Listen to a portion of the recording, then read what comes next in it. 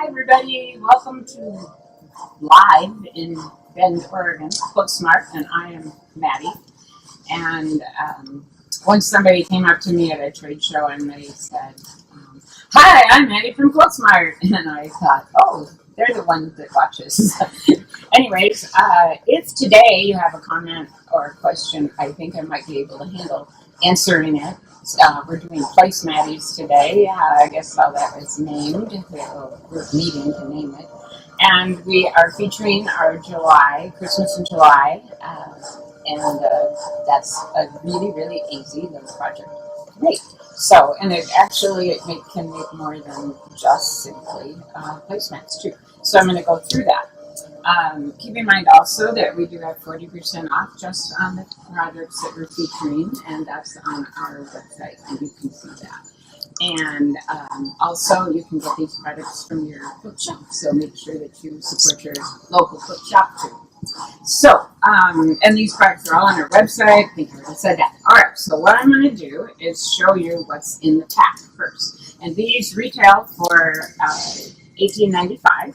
And what you get is enough to make 4 placemats. And you get, that's 2 panels, but it's 4 placemats. And so what we're going to do here, and I have these to show you too, is we're going to open this up and you get your printed interfacing and you get the instructions. On the back, you've got the yardage and things like that. Everything's really fat quarter friendly. So that is good. We've got some little inspirational ideas and a step-by-step how-to on here. And there's also videos online, and this video will be online as well. So that is the instructions, and then the interfacing that you get. Again, it's two panels, and that's upside down, but it doesn't matter. And this becomes the inside of the placemat, and this is the equivalent of a border of a quilt. So you'll get enough for 4, which works nicely if you want them on a table or something like that with, have your buddies over. Or for Christmas dinner, you have a big family, make 12, make 24. They're quick.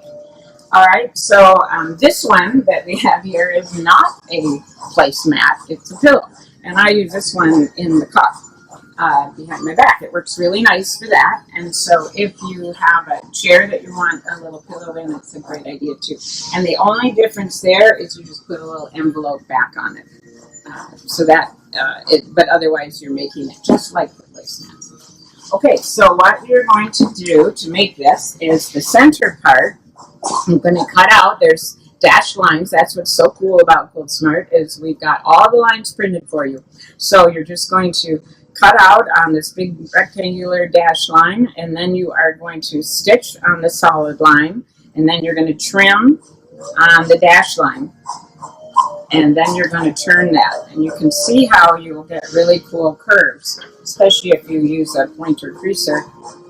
And when you do this, I like to take extra care to show you to put that between the fabric. The fabric can take a little gentle pull. The interfacing can't. I could, for purposes of display, demonstration, poke that through, but I'd rather not. And believe me, if you poke it through, you'll have your one lesson that you need. So, but the interfacing, it's very strong to sew on and to work with, but you don't want to poke it through with the pointer creaser. So that becomes the center of your piece. And the other rectangle that's on there, you're going to layer right sides together.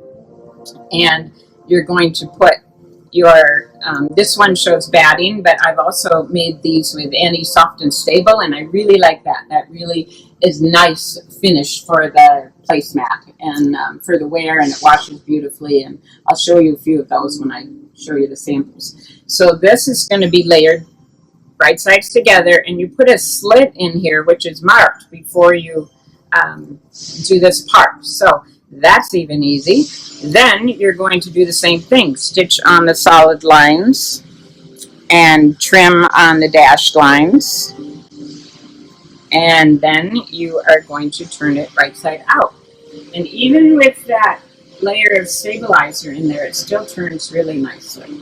And look at that beautiful curve. You wouldn't be able to do this with, well, you would, You would with needle turn or freezer paper or something like that, but it would not be so nice and smooth. This is a really nice technique for getting really nice smooth curves. So then you turn that right side out, and then one piece goes on the other. This one's a little further along. This one I wanted to show you because how you could fussy cut. Because you can see the little figure right through the interfacing, it's so easy to make a fussy cut. We've even got the corners just how we would want them. So then you're going to turn that, and this would be the background, and you would just pop this out with your fingers and trim, or not trim it up, do the fine work with the pointer creaser here. And you can also use the other side of the pointer creaser. That's nice too for the curves. Did I show everybody that? Okay. Sherry says hi. Sherry McDonald. Hi, Sherry. How are you? I have Sherry's quilt over there in a box.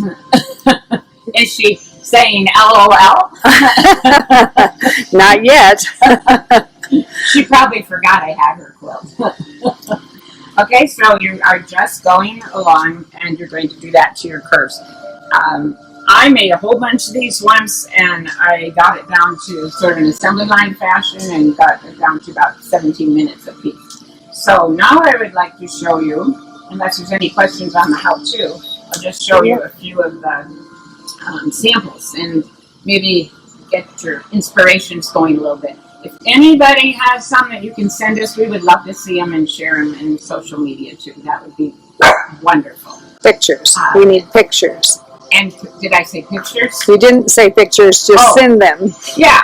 Sherry might tell you how long we'll keep them if you actually send the real project. So, yeah, maybe send pictures.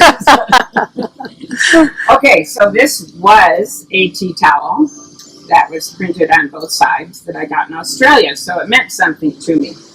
Oh, how I do love to sit beside the seaside, it says, and I do. So I decided to put that into a little placemat, and I actually use this one a lot, and I use it on my coffee table. So that's one use for that. Here's a little chili pepper one. Now what I didn't mention is when you put that centerpiece over this, you are going to fuse it down and stitch along the edges. This one is stitched with a, we can get in there, Laval. This one is stitched with a zigzag stitch, which is really easy to use. You don't have to use a zigzag stitch. I'll try to remember to point those out. This one is with the black thread. You could use invisible thread also. This one is just using white thread. And this one, I purposely wanted the little stripe to show through. It doesn't show through real well, but you can imagine that something might show through that you would want to cut out from behind, and you can do that too. So if it does show through, cut it out. That's easy to do. Sherry, instructions. Sherry says they do stay a while, LOL. And she said, be sure to mention that you're a vendor at the Quilters Hall of Fame. Oh, I am. Thank you for that, Sherry. We are a vendor at the Quilters Hall of Fame. Oh, I think that's what we were going to write on our whiteboard. On our cue cards. Cue card. So thanks for that tip there, Sherry. We are at the Quilters Hall of Fame, and we're sorry that we couldn't be there in person, but I think this is a good alternative. This one is one that was used embroidery technique on. And so any of you that have embroidery machines, keep that in mind, that these go really, really well for that. Let's see, I'll show these ones next. These are two that are made with the anti-soft and stable. So let me see, I'll do a little demonstration. So that's really nice, and they wash up beautifully. This is in combination with our little zigzags that we have, bunnies and carrots. This one, I think I use a yellow zigzag around the edge. And look how nice that sews with this anti-soft and stable. It just kind of sinks in there just a little bit. Notice that I use a terry cloth, or rather I use a, I don't know if you all have Tuesday morning shops near you, but I use a little, it's called bar mop.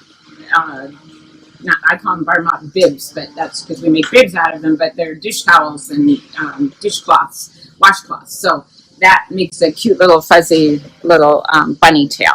And then I just hand embroidered the lines on here. These are all printed on the interfacing if you do wish to get some zigzags to put on your placemats. We have probably 30 different zigzag patterns. Many are seasonal. So there's another little one. And then oh, here's a cute little, this one's made with a bigger print. So, and look at the pretty stitching on this one. This is it's used a black thread, but it's a buttonhole stitch or a blanket stitch. And so that's a nice finish for that too. And I also wanted to point out this one is top stitched around the edge and this one is not. So that's your choice. These could be a very easy project for kids. I mean, you would think that curves would not be, but this would be very kid-friendly as far as I would concern. In fact, they could put their own name on it with our raw edge letters or with an embroidery machine, and I think they would like that a lot too. This one I wanted to show you. This is what's on the cover of the pack. And you can see here, does it shine? Does it glare all right? It's fine. Okay. That's my mother's china that I brought home on an airplane. Mm-hmm. And the reason I say that is I told the woman that it had to go in the overhead luggage because it was my mother's china, but they had some rule at that point. This is back when we used to fly. Do you guys remember that there used to be these trips you could take and you could fly places? And so I was flying. It was nice. But anyway, so the woman, I started to like cry or something, and the woman said, "Oh, don't worry. We won't put your mother's china under the underbelly of the plane. We'll figure it out." And when I got on the plane, she had moved seats around so I could have an empty seat next to me. And she said I could strap my mother's china into the seat next to me. So I thought that was really sweet. But these placemats I made to specifically go with my mother's well-traveled china. And this is some of my mother's well-traveled lace doilies. So no, I didn't spill coffee on it. That was tenderly there already. So and you know what? This takes no more sewing. Look at that. All I did was just stick it under before I applicate that down. And so keep that in mind that you can do different colors. You can mix them up a little bit, do different patterns inside, and it still looks like a very nice coordinated set that you can use. So I think that's all we have today. And what I would like to ask you to do today, and if not in the near future, is to go to those flip shops that are open. Please go there and support them. That's how we all get together and stay in this business, and it's wonderful to support your local flip shop. If you don't have one that has PostSmart, let them know about it, and also you can check us out at postsmart.com. Were there any questions, Val? No questions.